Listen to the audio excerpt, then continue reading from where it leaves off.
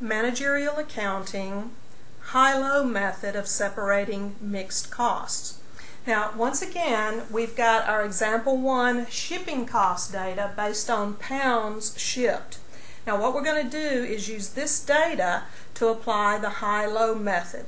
The first step in the high-low method is to identify the high and the low activity periods. Now, be careful. The high and the low aren't picked based on cost, but on activity measure. So as we look at this data, we see that in May we shipped 1,300 pounds. So this is going to be our high period, May, at 1,300 pounds, total shipping cost of $334. And our low activity period is going to be March at 900 pounds and $265 of shipping cost. So that's the data that we're going to be using as we follow the high-low method for separating fixed and variable cost.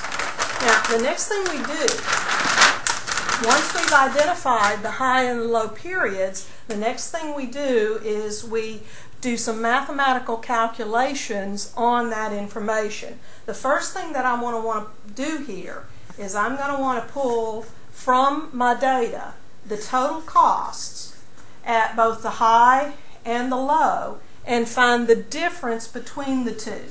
So the high minus the low is going to equal the difference in the two. So my total cost in the high period for May was $334. And my total cost in the low activity period for March was $265.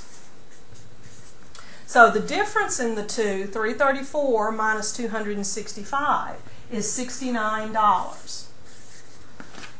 Then the next thing I do is do the same thing for the activity measure. So in the high activity period, we shipped 1,300 pounds. And in the low activity period, we shipped 900 pounds. So the difference, 1,300 minus 900, is 400 pounds. Okay. So the first thing we do, we identify the high and the low activity periods. Then we find the difference in the total cost but for the high and the low, and the difference in the activity for the high and the low. After we've done that, the next step is to divide the difference in total cost difference, by the difference in activity. So $69 is the difference in total cost divided by the difference in pounds shipped is going to give us 17.25 cents.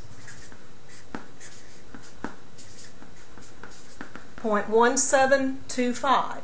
And depending on the level of accuracy that you want, you may want to round this to 17 cents, or you may leave it at 4 decimal places. This one was a nice 4 decimal places. Sometimes you have to be instructed how you want to round. This is the estimated variable cost per unit.